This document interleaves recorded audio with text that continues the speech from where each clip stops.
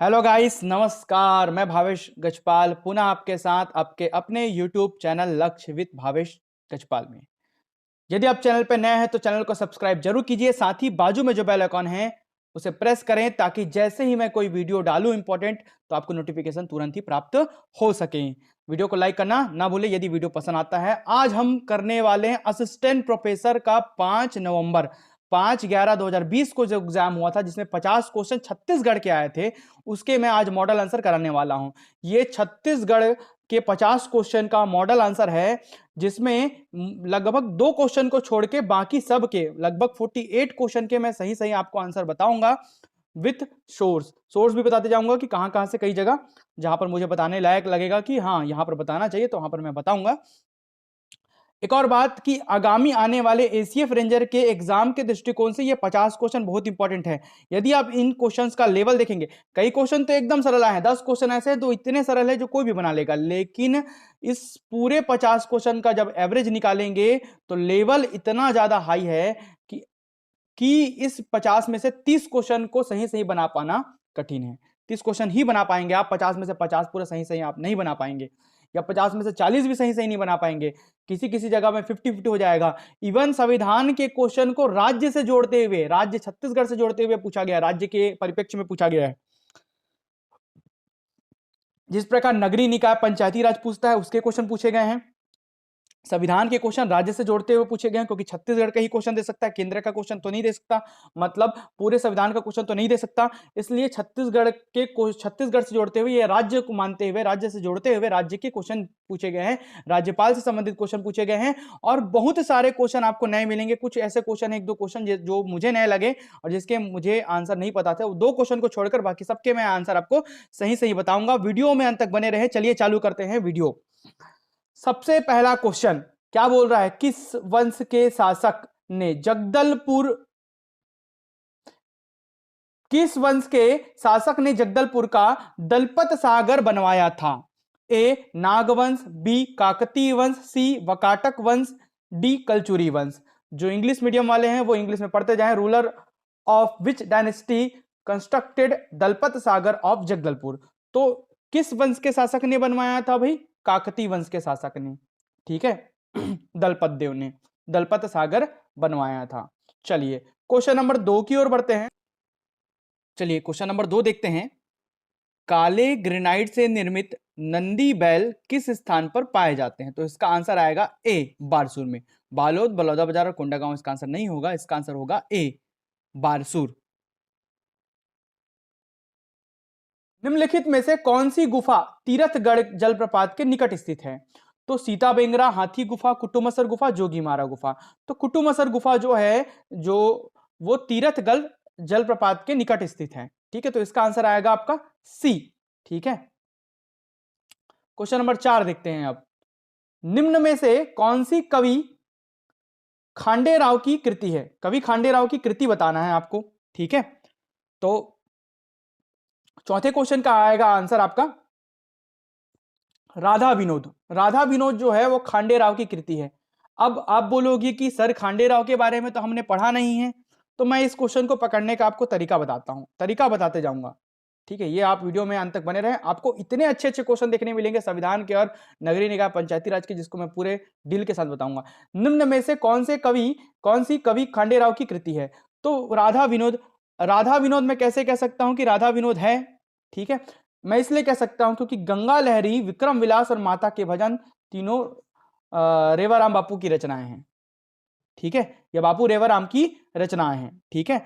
तो इससे यह समझ आता है कि ये तीनों रचना तो एक ही व्यक्ति की है। और बाबू रेवाराम के बारे में तो सब पढ़े हैं, उनकी रचनाओं के बारे में सब बुक में दिया, ऑथेंटिक बुक में भी दिया है, और शायद मैं भी पढ़ाया हूं अपने एसीएफ रेंजर के क्लासेस जब ले आऊं तो पूरा पढ़ाया हूं। तो गंगा लहरी, विक्रम विलास, माता के भजन तीनों आपको मिल जाएगा, लेकिन राधा विनोद कहीं देखने नहीं मिलेगा। इस प्रकार से अगर तीनों रचना एक के हैं तो खांडेराव की रचना राधा विनोद है, ठीक है। चलिए ये पकड़ने का तरीका है।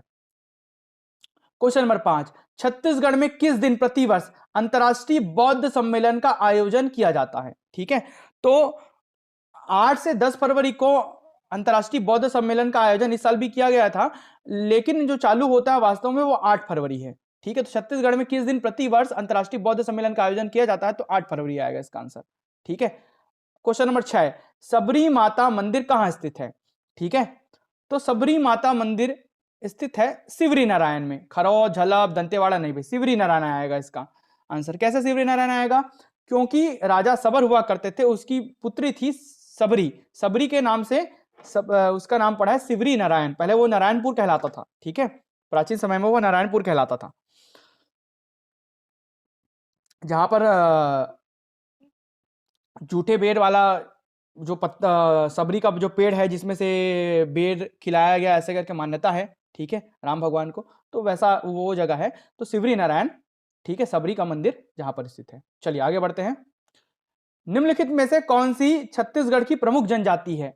तो भील, बैगा, कंवर और घोड़, ठीक है, तो ये चारों जनजाति छत्तीसगढ़ की जनजातियां हैं, लेकिन प्रमुख जनजाति पूछ रहा है, तो प्रमुख अगर वृहद जनजाति पूछा जाए तो 56% जनसंख्या के साथ लगभग, मतलब 56% जनजाति गोंड है ना, तो वो 55 दशमलव समथिंग है, तो वो गोंड जनजाति इसका आंसर आना चाहिए, क्योंकि प्रमुख पूछ दिया है, तो सभी तो प्रमुख है, लेकिन एकदम प्रमुख अगर देखा जाए तो गोंड है, जो कि सर्वाधिक संख्या में पाई जाती है छत्तीसगढ़ में। ठीक है, चलिए आगे बढ़ते हैं।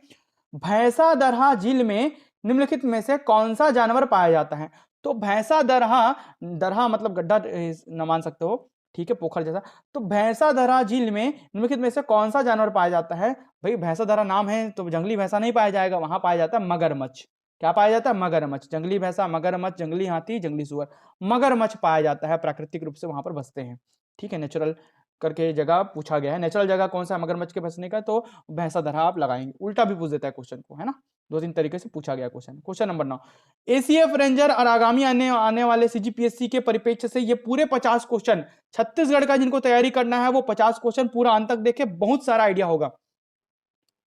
चलिए क्वेश्चन नंबर 9 को देखते हैं। क्वेश्चन नंबर 9 बोल रहा है विवाह का प्रकार जिसमें जाति के अंदर वैवाहिक संबंध बनाए जाते हैं उसे क्या कहते हैं? देखिए इसमें चार ऑप्शन आपको दिख रहे हैं, बहु विवाह, अनुलोम विवाह, अंतः विवाह और बहिर्विवाह, पॉलीगेमी, हाइपरगेमी, एंडोगेमी, एक्सोगेमी। ध्यान देने वाली बात यह है कि अंतः विवाह और बहिर्विवाह इसमें मैं 50-50 में हूं अभी।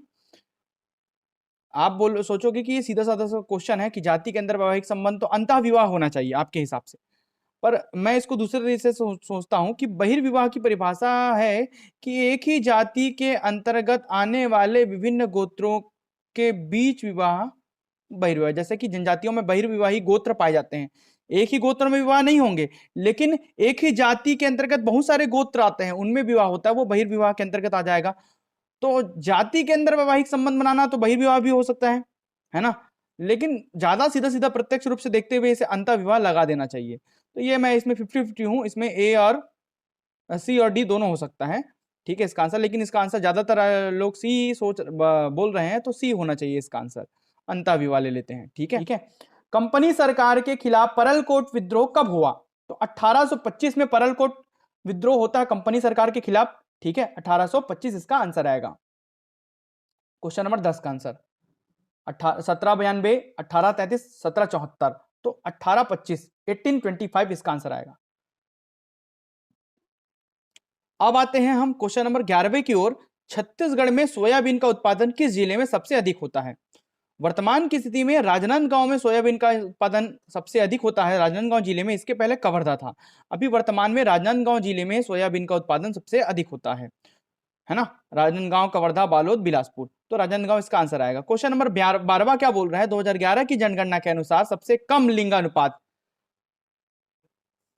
वाला जिला कौन सा? According to 2011 census district with minimum sex ratio, तो सबसे मिनिमम सेक्स रेशियो जो है वो है कोरिया जिले में, इसका आंसर आएगा कोरिया। देखिए 2011 की जब जनगणना को हम लेंगे तो उस समय थे 18 जिले, 18 जिलों के आधार पर सबसे लास्ट में आता है कोरिया, ठीक है, उसके ऊपर आता है कोरबा।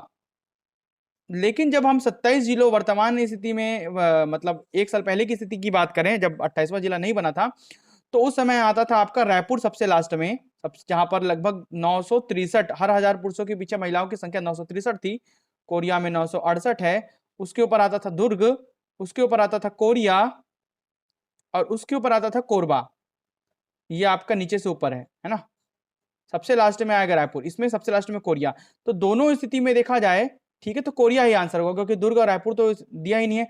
27 जिलों के आधार पर भी देखे तो कोरिया है, कोरिया के ऊपर कोरबा आता था, है ना। तो सबसे कम आएगा इसमें रायपुर और इसमें आ जाएगा कोरिया। चूंकि 2011 की जनगणना पूछा इसलिए 18 जिलों के आधार पर कोरिया जिला इसका आंसर होगा। संयंत्र किस जिले में स्थित है? कत्था industry is situated in which district? किस जिले में कत्था इंडस्ट्री सिचुएटेड है? तो डी इसका आंसर आएगा सरगुजा जिले में। कोरिया, बलरामपुर, जसपुर इसका आंसर नहीं होगा, सरगुजा जिला इसका आंसर होगा। यहां पर से कत्था जो क्या बोलना चाहिए अपना लकड़ी उद्योग से संबंधित है ये, और वो वुडन उद्योग है, और वो सरगुजा जिले में एकमात्र। क्वेश्चन नंबर 14 को देखते हैं। निम्न में से कौन सी जनजाति विशेष पिछड़ी जनजाति नहीं है? कौन सी जनजाति विशेष पिछड़ी जनजाति में नहीं आता भाई?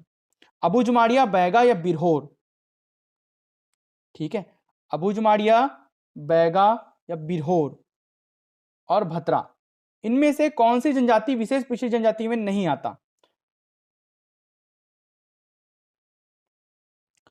आई होप इसका आपको आंसर पता होगा, क्योंकि सबसे सरल क्वेश्चन है इस पेपर का। अबुझमाड़िया, बैगा, बिरहोर, भतरा, तो भतरा इसका आंसर होगा। ये नहीं आता भाई विशेष। बाकी अबुझमाड़िया, बैगा, बिरहोर तो है, घोड़ भी है। ठीक है, तो ऐसे 5 जनजातियां जो विशेष पिछड़ी जनजाति में आती है। राज्य सरकार से 2 और जनजातियां हैं, ठीक है, पंडो और भुंजिया। ठीक है, और इसके अलावा भतरा जो है ये आपका विशेष पिछड़ी जनजाति के अंतर्गत नहीं आता। चलिए आगे बढ़ते हैं। तातापानी किस जिले में स्थित है भाई? तातापानी कहां है? तातापानी सरगुजा, बलरामपुर, जसपुर, सूरजपुर। तो बलरामपुर में है तातापानी, प्रसिद्ध स्थल। ठीक है, जहां पर सल्फर की उपस्थिति के कारण वहां का पानी गर्म हो जाता है, जमीन से जो निकलता है पानी। आगे देखते हैं क्वेश्चन नंबर 16 की ओर, जल्दी खत्म करेंगे। स्वास्थ्य योजनाओं को सुमेलित कीजिए। योजनाओं को पढ़ाया हूं, उनमें से बहुत सारे क्वेश्चन आए हैं। योजनाओं के वीडियो मैंने डाल रखे हैं, प्लेलिस्ट में जाकर देखिए। छत्तीसगढ़ का आधुनिक इतिहास पढ़ाया हूं, जनजाति पढ़ाया हूं, योजना पढ़ाया हूं, आर्थिक सर्वेक्षण पढ़ाया हूं, सभी वीडियो डाले हुए हैं, आप प्लेलिस्ट में जाकर देख सकते हैं। स्वास्थ्य योजनाओं को सुमेलित करना है क्वेश्चन नंबर 16 को। ठीक है, बच्चों के लिए, स्त्रियों के लिए, किशोर वय बालिकाओं के लिए, आम जनता के लिए। सुचिता या सुचिता योजना, स्वास्थ्य बीमा योजना, चिरायु योजना, आयुष्मती योजना आपको सुमेलित करना है। ठीक है, तो बच्चों के लिए जो योजना है वो है आपका चिरायु। देखिए, बच्चों की आयु चिरकाल तक चले, मतलब लंबे समय तक चले। ठीक है, तो बच्चों के लिए चिरायु योजना है आपका। स्त्रियों के लिए आयुष्मती योजना है, दूसरा का डी। सी का पहला उल्टा दे दिया है, इसमें जोड़ी मिलाने में बहुत गलती किया है, जोड़ी मिलाने में इतना गलती किया है कि उल्टा उल्टा दिया है। ठीक है, जैसे कि देखते हैं हम कि सी का पहला, डी का दूसरा, ये आएगा आपका, है ना, सी डी का दूसरा, मतलब आयुष्मती योजना स्त्रियों के लिए है। किशोर वय बालिकाओं के लिए सुचिता या सुचिता योजना है, जिसमें सैनिटरी नैपकिन दिया जाता है ना, और आम जनता के लिए जो है स्वास्थ्य बीमा योजना है। ठीक है, इस प्रकार इसका आंसर आएगा डी। डी सही आंसर होगा। चलिए आगे बढ़ते हैं क्वेश्चन नंबर 17 की ओर। किसी और ने ये पेपर भेजा है ना, तो इसलिए थोड़ा सा उन्होंने ठीक तरीके से स्कैन नहीं किया है, तो आगे कई सारे क्वेश्चंस आपको थोड़े से हिडन मिलेंगे, मतलब छुपे छुपे दिखेंगे। देखिए, जैसे कि ये पूरा प्रॉपर तरीके से स्कैन नहीं कर पाए वो, मैं स्कैन नहीं किया हूं, कोई दूसरा मुझे करके भेजा है, उसका मैं वीडियो बना रहा हूं, तो इसलिए थोड़ा सा स्कैन करने में उनसे गलती हो गई है। चलिए, कम से कम भेज तो दिए।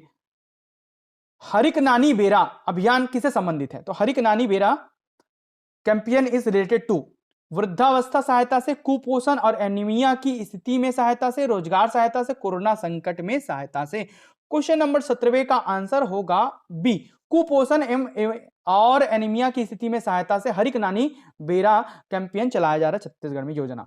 चलिए क्वेश्चन नंबर 18वां देखते हैं। डॉक्टर खूबचंद बघेल स्वास्थ्य सहायता योजना के विषय में सही क्या है?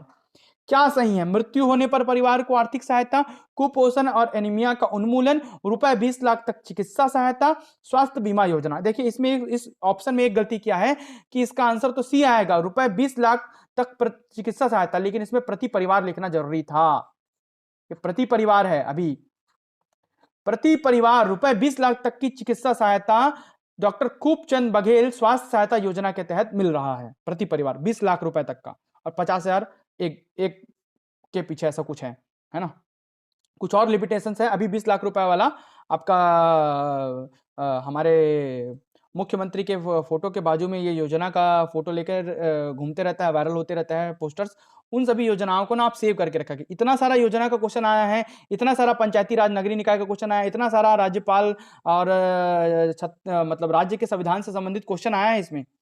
तो आपको उसी हिसाब से पढ़ते चलना। आगामी पेपर में भी इसी प्रकार के क्वेश्चन आने की पूरी संभावना है। तो क्वेश्चन टफ है, इतना सरल नहीं है। आपको योजनाओं को अच्छे से पढ़ना है। देखिए चलिए कितना सारा योजना भी गिनेंगे। कवच के विषय में क्या सही है? कवच क्या चीज है? देखिए, यह छत्तीसगढ़ शासन द्वारा कोरोना संकट के समय में निर्मित एक मोबाइल ऐप है। यह शासकीय परामर्श, आदेश और जानकारियां देता है। मैं इंग्लिश में इसलिए नहीं पढ़ रहा हूं पैरेलल, क्योंकि भाई वीडियो बहुत ज्यादा लंबा बन जाएगा और आप मॉडल आंसर के लिए इतना लंबा वीडियो देखेंगे तो आपको पोसाएगा नहीं। ठीक, चलिए सबसे पहले देखते हैं। यह शासकीय परामर्श, आदेश और जानकारियां देता है। यह ऐप के माध्यम से घूमने के लिए ई पास प्राप्त किया जा सकता है इस ऐप से, है ना। और आवश्यक वस्तुओं के लिए घर पहुंच सेवा उपलब्ध कराता है। कौन सा भाई? कवच के विषय में सही क्या है? 1, 1, 2, 1, 2, 3, 1, 2, 3, 4 इस प्रकार के क्वेश्चन यूपीएससी पैटर्न को, यूनियन पब्लिक सर्विस कमीशन के पैटर्न को अपनाने का कोशिश किया है छत्तीसगढ़ पीएससी वाला। इसमें 1, 2, 1, 2, 3, 4 इस प्रकार का जो ऑप्शन है वो केवल आप यूपीएससी के पेपरों में देखेंगे। तो टफ बनाते गया क्वेश्चन को, तो इतना सरल मत समझिए। इसका आंसर आएगा डी, चारों सही है ना। यह छत्तीसगढ़ शासन द्वारा कोरोना संकट के समय में निर्मित एक मोबाइल ऐप है कवच। यह शासकीय परामर्श, आदेश और जानकारियां देता है। इस ऐप के माध्यम से घूमने के लिए ई पास प्राप्त किया जा सकता है। आवश्यक वस्तुओं के लिए घर पहुंच सेवा उपलब्ध कराता है। ठीक है, चलिए क्वेश्चन नंबर 20, गड़िया पहाड़ किस जिले में है? तो कांकेर, कोंडागांव, राजनांदगांव या बस्तर, किस जिले में गड़िया पहाड़ है? तो इसका आंसर सबसे सरल है भाई, बहुत पुराना क्वेश्चन है, कांकेर जिला इसका आंसर आएगा। यदि आप चैनल पे नए हैं तो चैनल को सब्सक्राइब जरूर करें, साथ ही बेल आइकन को प्रेस करके रखें ताकि मैं जैसे ही वीडियो डालता हूं आपको नोटिफिकेशन प्राप्त हो। मेरे टेलीग्राम चैनल से जुड़े, टेलीग्राम चैनल में जुड़ने के लिए लक्ष्य विद भावेश गजपाल लिख के सर्च करेंगे तो आपको मेरा टेलीग्राम चैनल मिल जाएगा, जहां पर मैं पूरे वीडियो के लिंक, पूरा एसीएफ रेंजर और अन्य सीजीपीएससी से रिलेटेड जितनी भी जानकारियां हैं, जितने भी अपडेट आता है सब उसमें देता हूं। चलिए बढ़ते हैं आगे जल्दी। क्वेश्चन नंबर 21 देखते हैं। छत्तीसगढ़ राज्य की सीमा को निम्न में से कौन सा राज्य स्पर्श नहीं करता? तो बिहार स्पर्श नहीं करता है भाई। आंध्र प्रदेश, तेलंगाना, झारखंड तो स्पर्श करता ही है, बिहार नहीं करता है ना। तो 21वां का डी आएगा आंसर। क्वेश्चन नंबर 22, सर्व शिक्षा अभियान के संबंध में सही क्या है? ठीक है, यह केंद्र प्रायोजित राजीव गांधी शिक्षा मिशन संचालित योजना है, ये सही है एकदम। यह 6 से 14 वर्ष तक वर्ग के बच्चों को शिक्षा उपलब्ध कराती है, ये भी सही है। शिक्षकों को प्रोत्साहित करने के लिए पुरस्कृत किया जाता है, प्रशिक्षण भी दिया जाता है इसमें, ये भी सही है। और मध्याह्न भोजन योजना हेतु आवश्यक सामग्री उपलब्ध कराता है। तो मेरे हिसाब से जहां तक मैं मानूं तो इसके चारों ऑप्शन सही हैं, 1, 2, 3, 4, है ना। तो सर्व शिक्षा अभियान के तहत ये चारों शामिल हैं। आप इंटरनेट से इसको पढ़ सकते हैं, देख सकते हैं। तो 1, 2, 3, 4 इसके आंसर आने चाहिए। चलिए आगे बढ़ते हैं। क्वेश्चन नंबर 23, तीरथगढ़ जलप्रपात किस नदी पर स्थित है? इंद्रावती, कोटरी, मूंगाबहार, डंकिनी। तो मूंगाबहार नदी पर तीरथगढ़ जलप्रपात स्थित है। सबसे क्या बोलना चाहिए, महान नदी के, महान एक कोई नदी अभी नहीं खोजाई जिसकी गहराई लगभग 450 फीट है, तो ये 300 फीट लगभग गहरी है।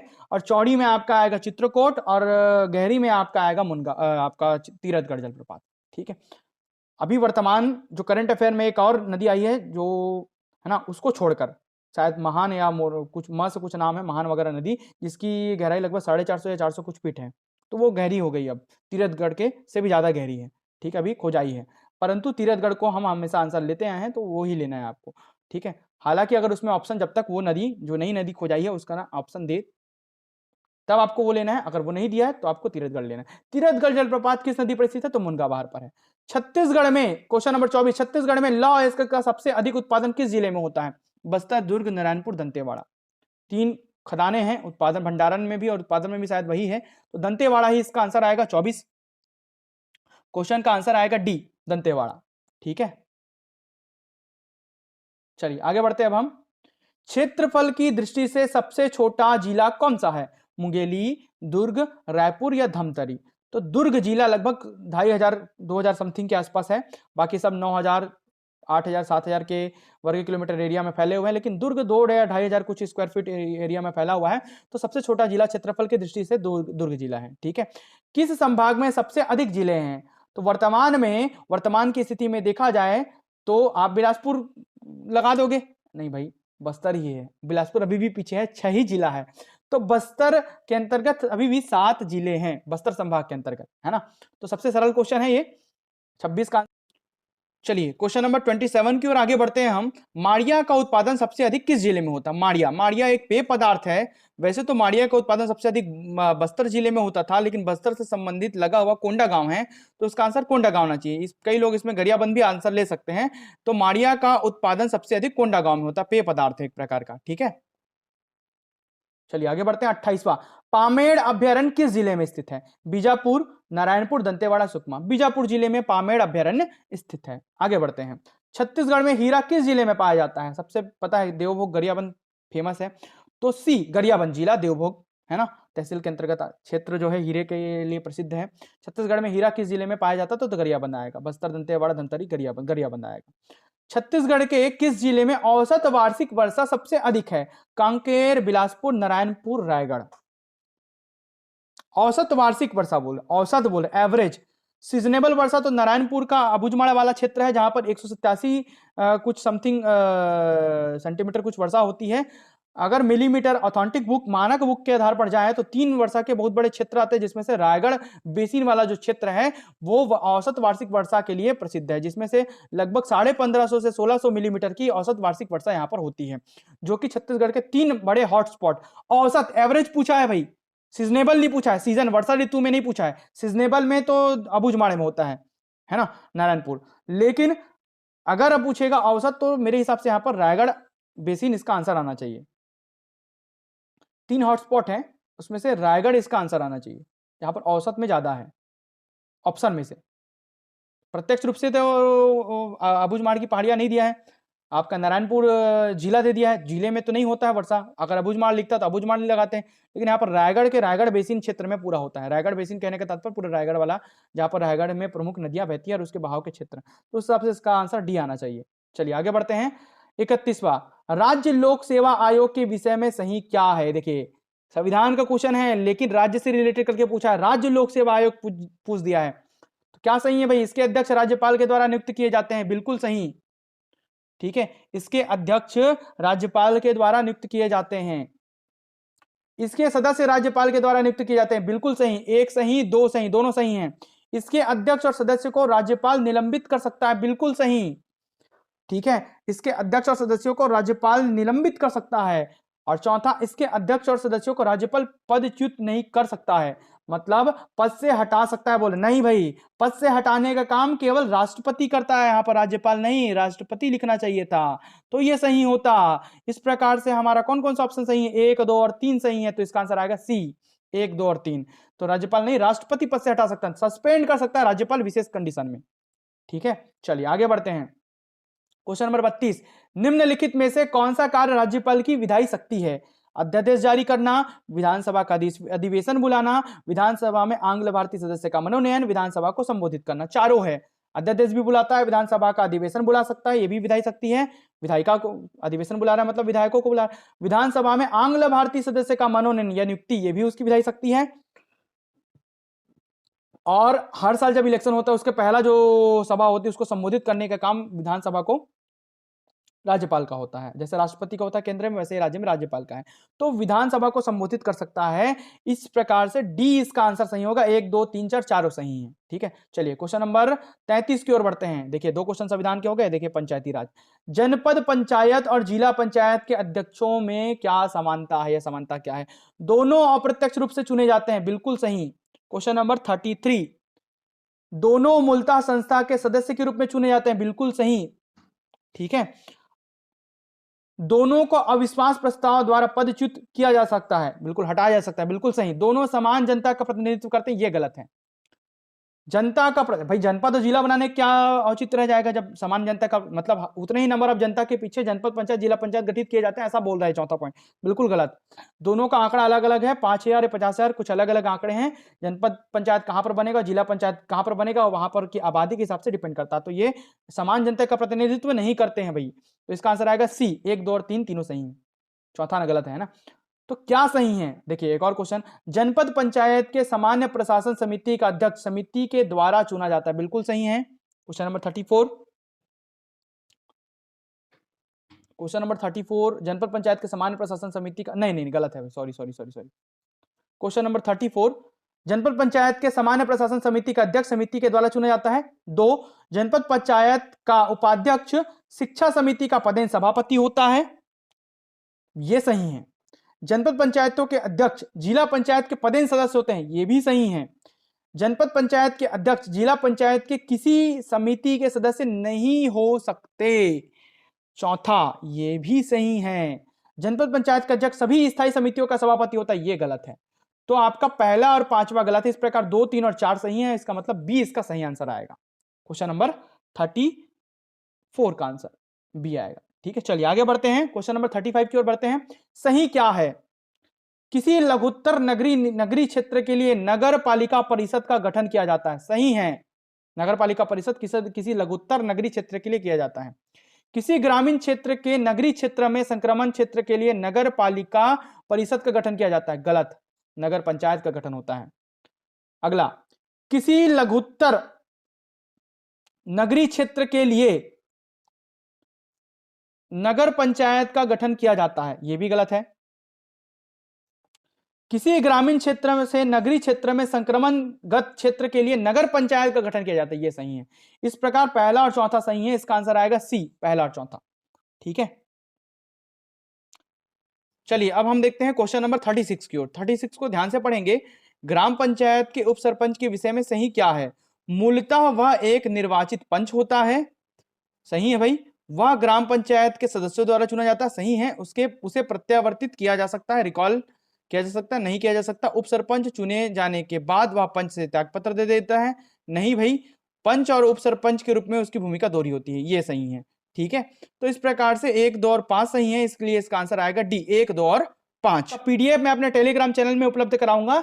यदि आपको पीडीएफ चाहिए आंसर के साथ, तो आप मेरे टेलीग्राम चैनल लक्ष्य विथ भावेश गजपाल सर्च करेंगे टेलीग्राम में, तो आपको मिल जाएगा, वहां पर ज्वाइन हो जाइए, वहां पर मैं इसको पीडीएफ उपलब्ध करा दूंगा। क्वेश्चन नंबर 37 आगे के एग्जाम के लिए काम आएगा। संसदीय सचिव किसके समक्ष अपने पद की शपथ लेते हैं? तो मुख्यमंत्री। अभी ये करंट अफेयर का क्वेश्चन है। अभी पिछले वाले विकास परक जो आप पढ़ते होंगे उसमें आपका संसदीय सचिव को शपथ दिलाया, ये दिया होगा, और किसने दिलाया? मुख्यमंत्री ने दिलाया, है ना। मुख्यमंत्री मतलब भूपेश बघेल ने संसदीय सचिवों को शपथ दिलाया, ये करके छपा होगा। तो आप यदि करंट अफेयर पढ़ते हैं तो आपको पता होगा। तो ये 37 नंबर के क्वेश्चन का आंसर आएगा सी, मुख्यमंत्री। जिला पंचायत की समितियां और उनके कार्यों के संदर्भ में सुमेलित कीजिए, समिति और कार्य। ठीक है, 38 क्वेश्चन का आंसर। क्वेश्चन नंबर 38 का आंसर क्या होगा? सामान्य प्रशासन समिति, कृषि समिति, शिक्षा समिति, संचार और संकर्म समिति, अस्पृश्यता निवारण, ग्रामीण जल प्रदाय, लेखा और पशुपालन। डी इसका सही आंसर होगा, जिसमें ए का तीसरा मतलब अस्पृश्यता निवारण शिक्षा समिति, बी का चौथा है ना ग्रामीण जल प्रदाय, संचार एवं और संकर्म समिति जो है ग्रामीण जल प्रदाय का कार्य करती है। सी का पहला लेखा जो है सामान्य प्रशासन समिति के पास है अधिकार कार्य, है ना। और पशुपालन आपका आएगा कृषि समिति के अंतर्गत। ठीक है, तो इस प्रकार से इसका आंसर आएगा डी। ऐसा नहीं है कि बी और डी, देखिए एक ही बिंदु का अंतर है बी और सी का, तो बी भी लगा सकते हैं कई लोग, लेकिन इसका आंसर आएगा डी आएगा। ठीक है, तो आपको कंफ्यूज नहीं होना है, एकदम करीब करीब वाला आंसर भी दिया है। सही क्या है? राज्यपाल एक संवैधानिक प्रमुख होता है, सही है भाई। राज्यपाल का कार्यकाल 5 वर्ष का होता है, यह भी सही है। राज्यपाल सामान्यतः मंत्रिपरिषद की सलाह पर अपनी शक्तियों का प्रयोग करता है, सामान्यतः मतलब अधिकतर टाइम, बिल्कुल मंत्रिपरिषद के सलाह पर या प्रधानमंत्री के सलाह पर बोल सकते हैं, बहुत सारे कार्यों का निर्वहन करता है वो राज्यपाल। जैसे राष्ट्रपति केंद्र में करता है, वैसे ही राज्यों में राज्यपाल करता है। देखिए संविधान के क्वेश्चन को राज्यों से रिलेटेड करके जोड़ा है, ऐसा नहीं है संविधान नहीं पूछा, संविधान पूछा है तो आपको संविधान के क्वेश्चन पढ़ने पड़ेंगे राज्यों से रिलेटेड। अगला चौथा, राज्यपाल मंत्रिपरिषद को सलाह पर पुनर्विचार के लिए कह सकता है। देखिए इसको मैं 2 तथ्यों में समझा रहा हूं। यदि राज्यपाल किसी मंत्रिपरिषद को, मंत्रिपरिषद का प्रमुख कौन होता है? प्रधानमंत्री होता है। तो मंत्रिपरिषद को यदि किसी सलाह पर, दिए गए सलाह पर जो मंत्रिपरिषद ने राज्यपाल को दिया उसके लिए पुनर्विचार के लिए कहता है ना, तो मतलब वो प्रधानमंत्री या मंत्रिपरिषद की को बोल रहा है कि भाई इस पर पुनर्विचार कीजिए, मुझे नहीं जम रहा है ना। तो इसके लिए विपक्ष वाले क्या कर सकते हैं? अविश्वास प्रस्ताव ला सकते हैं कि भाई आपके राज्यपाल ने आपके प्रस्ताव को अस्वीकार कर दिया, सलाह को पुनर्विचार करने के लिए भेज दिया। तो एक परिप्रेक्ष्य में देखा जाए तो ये कथन गलत भी हो सकता है, लेकिन अगर मैं रहता तो इस कथन को सही मानता। राज्यपाल मंत्रिपरिषद को सलाह पर पुनर्विचार के लिए बिल्कुल कह सकता है, वो उसका अधिकार क्षेत्र है। तो उसका आंसर आएगा डी। मैं रहता तो चौथा भी मारता, कई लोग चौथा नहीं मारेंगे और सी को आंसर लगाएंगे 1 2 3, हो सकता है सी भी आंसर ले ले, ऐसा नहीं है, लेकिन इसका आंसर डी आना चाहिए 1 2 3 4। चलिए आगे बढ़ते हैं। छत्तीसगढ़ राज्य विधानसभा की गणपूर्ति कितनी है? भाई जितने नंबर ऑफ सीट उसका 1/10 भाग, या 10 लोग, है ना, 10 लोग, 10 सदस्य कम, ऐसा है लिखा स्पष्ट रूप से 10 सदस्य या 1/10 भाग। चूंकि हमारे यहां घनपूर्ति टोटल सदस्यों का 1/10 भाग, 91 सीट मानते हैं, 90 + 1 मानते हैं, 1 मनोनीत, बाकी 90 निर्वाचित। तो निर्वाचित सदस्यों का अगर 1/10 निकालें तो आपका आ जाएगा ये, कितने आ जाएंगे भाई? 9। कितने आ जाएंगे? 9। तो इस प्रकार से इसका आंसर आना चाहिए, एक आंसर आना चाहिए 9 सदस्य। हो सकता है 10 भी ले ले 91 मान के, 9 दशमलव कुछ आकर, लेकिन इसका आंसर 9 आएगा। छत्तीसगढ़ राज्य विधानसभा की गणपूर्ति 9 सदस्य है शायद। रतनपुर के कलचुरी राजवंश की राजकुमारी का विवाह फणी नागवंश के किस राजा के साथ हुआ था? ठीक है, तो राजा जो थे वो थे आपके रामचंद्र देव के साथ हुआ था। फणी नागवंश के राजा रामचंद्र देव के साथ मड़वा महल में, कवर्धा में, कबीरधाम कवर्धा क्षेत्र, यहां पर फणी नागवंशों का राजवंश था। क्वेश्चन नंबर 42, 42वां देखते हैं। ब्रिटिश नियंत्रण काल में छत्तीसगढ़ के जमींदारों से लिया जाने वाले कर का नाम था? ओवरी, मालगुजारी, सेवैया, टकोली। तो टकोली वसूलते थे जमींदारों से मराठा लोग, और मराठा लोग उसे वसूलकर अंग्रेजों तक पहुंचाते थे।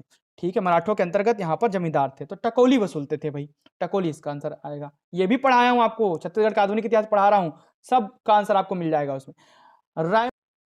क्वेश्चन नंबर 43 को ध्यान से देखेंगे। रायपुर जिला कांग्रेस कमेटी के प्रथम अध्यक्ष कौन थे? देखिए, इस क्वेश्चन का आंसर प्रत्यक्ष रूप से तो किसी बुक में नहीं दिया है, लेकिन यह जरूर दिया है कि 1906 की स्थिति में बैरिस्टर सीएम ठक्कर की अगुवाई में रायपुर जिले में कांग्रेस की एक शाखा स्थापित होती, जिसका प्रतिनिधित्व किया था सीएम ठक्कर ने। तो आंसर लेना चाहे तो रायपुर जिला कांग्रेस कमेटी के प्रथम अध्यक्ष बैरिस्टर सीएम ठक्कर ले सकता है, लेकिन मुझे जहां से तक कुछ और चीजें याद आ रही है, जिसके अंतर्गत शिवकरण डागा को शायद अध्यक्ष थे और बैरिस्टर सीएम ठक्कर ने शाखा स्थापित करने में भूमिका निभाई थी, ऐसा मुझे याद आ रहा है। ठीक है, तो इन दोनों नामों में मैं 50-50 कंफ्यूजन में हूं, क्योंकि मुझे स्पष्ट रूप से कहीं पर लिखा हुआ नहीं मिला। ये जरूर मिला था कि बैरिस्टर सीएम ठक्कर की अगुवाई में रायपुर में 1906 में कांग्रेस की एक शाखा स्थापित की गई थी रायपुर में। ठीक है, रायपुर जिले में शायद अध्यक्ष उस समय शिवकरण डागा थे, और बैरिस्टर सीएम ठक्कर ने यहां शाखा स्थापित करने में मदद की थी। तो सी और डी में से एक आंसर हो सकता है, मैं अगर मानना चाहूं तो सी और डी में से एक इसका आंसर लूंगा। 50-50 है दोनों में से। ठीक है, चलिए था। क्वेश्चन नंबर 44, छत्तीसगढ़ की खैरागढ़ रियासत के संबंध में निम्नलिखित में से कौन सा कथन सत्य है? पूर्व में इसे खोलवा परगना कहा जाता था। बिल्कुल, खोलवा उनकी राजधानी हुआ करती थी, तो खोलवा परगना कहा जाता था। मेरे हिसाब से यही सही है। गढ़ मंडला शासक के नियंत्रण में था, नहीं, ये नहीं दिया है। यह राजनांदगांव रियासत का एक भाग था, नहीं भाई। इसके अंतर्गत खेड़ागढ़ के अंतर्गत डोंगरगढ़ आता था, ये मैं जानता हूं, जो तीर्थ स्थल है। अभी इसे सैनिक सहायता के बदले में दिया गया था, नहीं, ये भी नहीं पढ़ा हूं मैं। ये पूर्व में इसे खोलवा परगना कहा जाता था, ये पढ़ा हूं मैं, है ना। खोलवा उनका राजधानी हुआ करता था। तो ये आंसर, इसका आंसर आएगा ए, 44 का ए। आगे देखते हैं। 10 अगस्त 1942 को छत्तीसगढ़ के रायपुर में हुई हड़ताल के संबंध में निम्नलिखित में से कौन सा कथन सत्य है?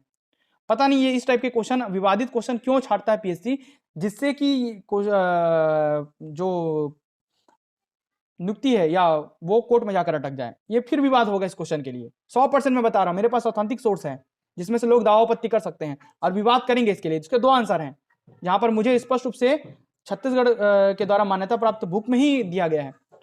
मैं उस दोनों आंसर को बताऊंगा, लेकिन करीब आंसर मैं एक ही लूंगा। राष्ट्रीय विद्यालय के विद्यार्थियों ने जुलूस निकाला और हड़ताल कराई, गलत है भाई। जिला कांग्रेस कमेटी की ओर से हड़ताल का आह्वान किया गया, गलत है भाई। एक ही कथन सत्य है। शासकीय हाई स्कूल के विद्यार्थियों ने जुलूस निकाला और हड़ताल कराई। छत्तीसगढ़ कॉलेज के विद्यार्थियों ने जुलूस निकाला और हड़ताल कराई, ये सही है। छत्तीसगढ़ कॉलेज के विद्यार्थियों ने हड़ताल कराई, ये स्पष्ट रूप से लिखा हुआ है। साथ ही उसमें लिखा हाई स्कूल और छत्तीसगढ़ कॉलेज के विद्यार्थियों ने हड़ताल कराई और साथ में जुलूस निकाला, ये लिखा हुआ है। क्या लिखा हुआ है? हाई स्कूल भी लिखा हुआ है, छत्तीसगढ़ कॉलेज भी लिखा हुआ है, लेकिन उस जो बुक है उसमें शासकीय नहीं लिखा है, ठीक है, इसलिए मैं इसको भी गलत मान रहा हूं। हालांकि जिसको दावा आपत्ति करना होगा वो हाई स्कूल शब्द को देख के, क्योंकि उसमें मानक बुक में ये लिखा है हाई स्कूल और छत्तीसगढ़ कॉलेज के विद्यार्थियों ने जुलूस निकाला, हड़ताल कराई, तो हाई स्कूल को देख के ना लोग इसमें दावा आपत्ति जरूर करेंगे सी क्वेश्चन में, तो इसका आंसर मैं लूंगा डी। ठीक है, समझ गए? चलिए आगे बढ़ते हैं। देखिए मैं पूरा बता रहा हूं मानक कहां से क्या पढ़ के आप वो कर सकते हैं। 46वां, सुतनुका नामक देवदासी का उल्लेख किस शिलालेख में हुआ है? तो जोगीमारा की गुफाओं में है, देवदत्त सुतनिका की प्रेम गाथा का वर्णन है ना। 46वां का आंसर आएगा बी। आगे बढ़ते हैं। देखिए ये क्वेश्चन ढंग से छप नहीं पाया है, क्वेश्चन नंबर 47 है ये, 47 छप नहीं पाया है। यहां पर आएगा सरबपुरीय वंश, है ना। तो सरबपुरीय वंश के राजाओं ने या शासकों ने स्वर्ण मुद्राएं प्रचलित की, तो उनमें से कौन से शासक ने की, ये पूछा है इसमें। सरबपुरी वंश के किस शासक ने, किस सरबपुरी वंश के शासक ने स्वर्ण मुद्राएं, स्कैन नहीं हो पाया ढंग से, चलवाई अब प्रचलित की थी, है ना। तो प्रसन्न मात्र ने, इसका आंसर आएगा प्रसन्न मात्र, डी इसका आंसर आएगा 47 नंबर के क्वेश्चन का आंसर। ठीक है, चलिए स्वर्ण मुद्रा किसने प्रचलित करवाई या चलवाई है, तो प्रसन्न मात्र ने। क्वेश्चन नंबर 48, रायपुर में वानर सेना का प्रमुख कौन था? ठीक है, तो इसका आंसर आएगा क्या आएगा भाई, बी, बलीराम आजाद। रामाधार भगवती चरण शुक्ल हरि ठाकुर नहीं थे, बलीराम आजाद थे। वास्तव में उनका नाम बलीराम दुबे है, आजाद उनका निकनेम है, उन्हें आजाद की संज्ञा दी गई थी, आजाद पुकारा जाता था, तो इसलिए उनका नाम बलीराम आजाद हो गया। ठीक है, बलीराम दुबे के नाम से आपको मानक बुक में उनका नाम मिलेगा, बलीराम दुबे। ठीक है, और बलीराम आजाद बोलते हैं क्योंकि उन्हें आजाद कहा जाता था। ठीक है, तो रायपुर में वानर सेना का प्रमुख बलीराम आजाद थे, अर्थात बलीराम दुबे थे। ठीक है, चलिए आगे बढ़ते हैं। क्वेश्चन नंबर 49, ग्राम सभा की बैठक में गणपूर्ति के विषय में कौन उत्तरदायी है? गणपूर्ति के लिए कौन उत्तरदायी भाई? गणपूर्ति होना चाहिए ग्राम सभा की बैठक के लिए, सरपंच और पंच उत्तरदायी होते हैं, इसलिए इसका आंसर आएगा 1 और 3, सी इसका आंसर होगा। ठीक है, चलिए आगे बढ़ते हैं। ग्राम सभा की बैठक की अध्यक्षता करने के विषय में सही क्या है? ठीक है, तो सरपंच ग्राम सभा की बैठक की अध्यक्षता करता है, सरपंच की अनुपस्थिति में उपसरपंच ग्राम सभा की बैठक की अध्यक्षता करता है, बिल्कुल दोनों सही है ना। सरपंच और उपसरपंच की अनुपस्थिति में वरिष्ठ पंच बैठक की अध्यक्षता करता है, गलत है। सरपंच और उपसरपंच की अनुपस्थिति में ग्राम सभा का एक वरिष्ठ सदस्य बैठक की अध्यक्षता करता है, यह भी गलत है। सरपंच और उपसरपंच की अनुपस्थिति में ग्राम सभा में उपस्थित सदस्य अध्यक्ष का निर्वाचन करते हैं और वह बैठक की अध्यक्षता करता है, यह सही है। तो 1, 2 और 5 सही है, इस प्रकार इसका आंसर आएगा सी, 1, 2 और 5, है ना भाई। सरपंच और उपसरपंच की अनुपस्थिति में ग्राम सभा के सदस्यों में से एक अध्यक्ष चुना जाता है, वही अध्यक्षता करता है, वरिष्ठ सदस्य नहीं करता है। ठीक है, इसका आंसर आएगा 1, 2 और 5। इस प्रकार पूरे 50 क्वेश्चन, जिसमें से कुछ एक आध क्वेश्चन आपको थोड़ा बहुत लगे होंगे, इसका आंसर ये हो सकता है। यदि आपको कुछ लगता है कि इसका आंसर ये हो सकता है सर, या जो 2 क्वेश्चन जिनके ऊपर मुझे डाउट है, उसके आप आंसर कमेंट बॉक्स में कमेंट कर सकते हैं। यदि आपको वीडियो अच्छा लगता है तो बिल्कुल इसे लाइक करें, इसे शेयर करें। मुझे लगता है कि 45 क्वेश्चन के एकदम एग्जैक्ट आंसर मैंने यहां पर दे दिए हैं, हो सकता है 1-2 क्वेश्चन के आंसर इधर उधर हो गए हों, और इसका पीडीएफ मैं आपको अपने टेलीग्राम चैनल में उपलब्ध करा दूंगा। वीडियो में अंत तक बने रहने के लिए बहुत बहुत धन्यवाद।